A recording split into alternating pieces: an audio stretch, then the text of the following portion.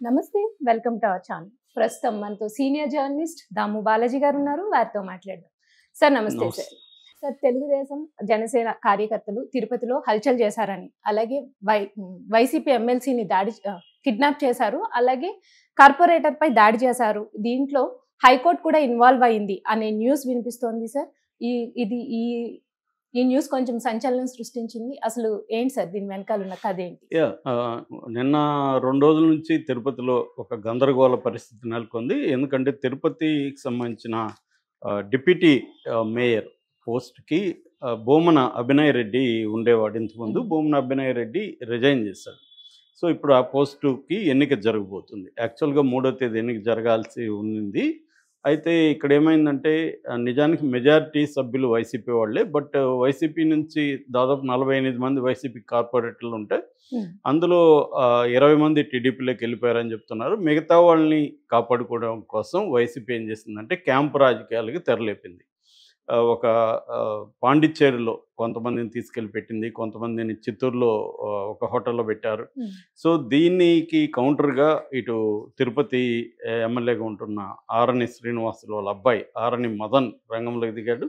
అతనితో పాటు తెలుగుదేశం నాయకులు కూడా రంగంలోకి దిగారు. వీళ్ళు ఒకటేంటంటే మొన్న ఎన్నికల కోసం వాళ్ళని పాండిచ్చేరి నుంచి బస్సులో తీసుకొస్తుంటే ఆ బస్సు మీద అటాక్ చేసి ఆ బస్సు డోర్ రాకపోయేసరికి అద్దాలను పగలగొట్టి అందులో సగం మందికి పైన కార్పొరేట్లను పట్టుకుపోయారు, దాడి చేశారు. అక్కడ నిన్నంతా కూడా వీడియోలు హల్చల్ చేసి ఆ వీడియోల్లో అక్కడ మహిళా కార్పొరేటర్లు కూడా చాలా భయభ్రాంతులు అయ్యారని వాళ్ళే చెప్తున్నారు. స్వయంగా ఎలా జరిగిందో వివరిస్తున్నారు. ఇదంతా కూడా చేసింది శంకర్ యాదవ్ అనే ఒక టీడీపీ అతను. ఇక్కడ లోకేష్కి దగ్గరగా ఉండి స్పోర్ట్స్ కోటాలో ఒక మంచి పదవిలో ఉన్న వ్యక్తి ఆధ్వర్యంలో ఇదంతా జరిగింది. ఇండైరెక్ట్గా లోకేష్ హ్యాండ్ ఉందనేది ఒక వార్త. రెండవది ఏంటంటే అక్కడ ఆరణి శ్రీనివాసులు జనసేన తరపున ఎమ్మెల్యేగా ఉన్న అతను యాక్టివ్గా దీంట్లో పార్టిసిపేట్ చేస్తున్నాడని నిన్నంతా కూడా ఈ వార్తలు వచ్చింది. ఇప్పుడు అర్లీ మార్నింగ్ ఇంకొక సంచలనం అయింది. అదేంటంటే ఎమ్మెల్సీని కిడ్నాప్. ఎమ్మెల్సీ కూడా దీంట్లో ఎక్స్ అఫిసియో మెంబర్ అంటారు, ఆయనకు కూడా ఓటు హక్కు ఉంటుంది. సో నిన్న జరగాల్సిన ఎన్నిక ఈ రోజు పోస్ట్ పోయింది కాబట్టి ఇతన్ని కానీ కిడ్నాప్ చేస్తే ఇతను ఓటు పడదని చెప్పి ఇతన్ని మార్నింగ్, అతను పేరు సిపాయి సుబ్రహ్మణ్యం, ఆయన తిరుపతిలో ప్రముఖ యూరాలజిస్టు, కిడ్నీ స్పెషలిస్టు. తనకి ఒక రష్ అనే ఒక హాస్పిటల్ కూడా వెరీ పాపులర్ తిరుపతిలో. సో ఆయన్ని నైట్ ఎత్తుకుపోయారు ఇంటికి వచ్చి, గుర్తు తెలియని వ్యక్తులు అని ఆరోపిస్తున్నారు. సో అదొకటి తెలియాల్సి అయితే ఉంది. ఈలోగా హైకోర్టుకి లేళ్ల అప్పిరెడ్డి అని వైసీపీ ఎమ్మెల్సీ, ఆయన నిన్న కోర్టులో కార్పొరేటర్లకి భద్రత లేదు, పోలీసులు పట్టించుకోలేదు, పోలీసులు ఎదురుగానే దాడి జరిగింది, పోలీసులు ఎదురుగానే కార్పొరేటర్లను బస్సులో నుంచి బలవంతంగా దించి పట్టిపోయారు, అయినా కూడా పోలీసులు చూస్తూ ఊరుకున్నారు తప్ప ఏం చేయలేదని హైకోర్టుకు మొరబెట్టుకున్నారు. హైకోర్టు ఇమీడియట్గా తిరుపతి ఎస్పీని ఆదేశించింది. వీళ్ళు ఎక్కడుంటే అక్కడ నుంచి సెనేట్ హాల్, ఎస్వి యూనివర్సిటీలో సెనేట్ హాల్ ఉంటుంది, ఆ సెనేట్ హాల్లో ఎన్నిక, ఎస్వి యూనివర్సిటీ వరకు వీళ్ళకి భద్రత కల్పించాలి అనేది హైకోర్టు ఆదేశించింది. అట్లాగే వైసీపీని కూడా మీరు ఎస్పీకి కలిసి ఎస్పీకి వినతి పత్రం అందజేయండి, మీ సమస్యలను ఎస్పీకి చెప్పండి అనేది కూడా ఆర్డర్ చేసింది. ఈరోజు విచారణ కూడా హైకోర్టులో ఉంది. దాంతోపాటు అది నిన్నంతా జరిగింది. ఇప్పుడేమో అర్లీ మార్నింగ్ నుంచి కిడ్నాప్ వ్యవహారం వినిపిస్తుంది. అట్లాగే అభినయ్ రెడ్డి పోలీసులు కొంతమంది వైసీపీ వాళ్ళని రివర్స్లో వైసీపీ వాళ్ళ మీద కేసులు పెట్టి రాజేష్ అనే ఒక వైసీపీ కార్పొరేట్ని అలిపిరి పోలీసులు అరెస్ట్ చేసి తీసుకెళ్లారు. దాంతో అభినయ్ రెడ్డి తన వాళ్ళని తీసుకెళ్ళి ఆ పోలీసులతో గొడవపడుతుంటే తెలుగుదేశానికి సంబంధించిన జేబీ శ్రీనివాసులు, పులిగోర్ల మురళి, కృష్ణ యాదవ్ ఇలాంటి వాళ్ళు పోలీస్ స్టేషన్ వీళ్ళ మీద దాడికి వెళ్ళారు, పోలీసులు అడ్డుకున్నారని చెప్తున్నారు. ఏదేమైనా ఘర్షణ వాతావరణం ఉంది.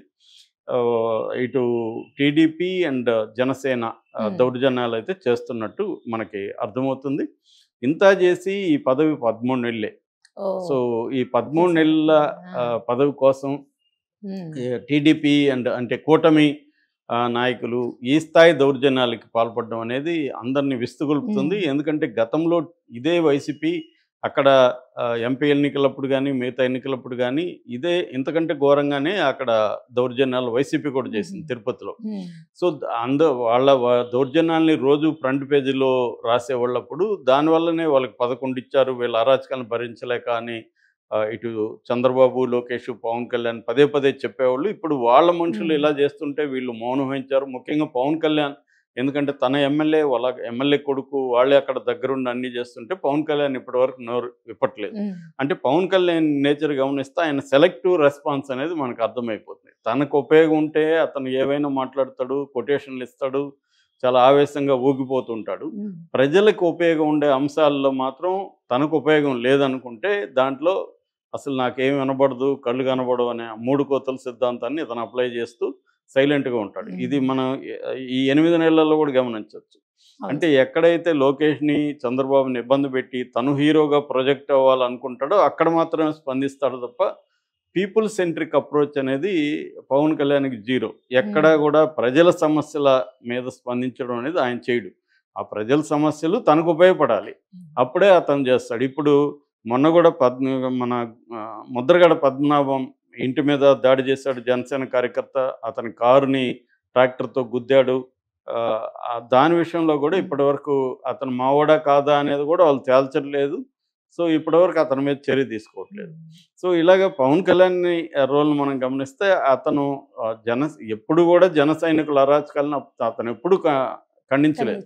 అతనికి ఇబ్బంది అయ్యి అతని స్లోగన్‌లో ఇంకోటి ఇబ్బంది అయితే మాత్రమే అతను వాళ్ళని కంట్రోల్ చేస్తాడు తప్ప ప్రజలకి వాళ్ళ వల్ల ఇబ్బందులు జరుగుతుంటే ఎప్పుడు కూడా అతను వాళ్ళని కంట్రోల్ చేసిన పాపాన ఇప్పటివరకు పోలేదు. ఇప్పుడు కూడా అతని ఎమ్మెల్యే కదా, జనసేన ఎమ్మెల్యే వాళ్ళ కొడుకు ఇది ప్రధానంగా అక్కడ చేసింది. తెలుగుదేశం వాళ్ళు కూడా దాంతో జాయిన్ అయ్యారు. సో, దీన్ని పవన్ కళ్యాణ్ ఖండించాలి.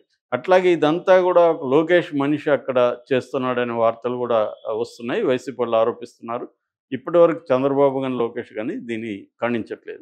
ఎందుకంటే ఏ అరాచకాలైతే వైసీపీ చేసిందో అదే అరాచకాల్ని కూటమి చేయడానికి కూటమికి ఎందుకు పదవి అప్పగించాలి?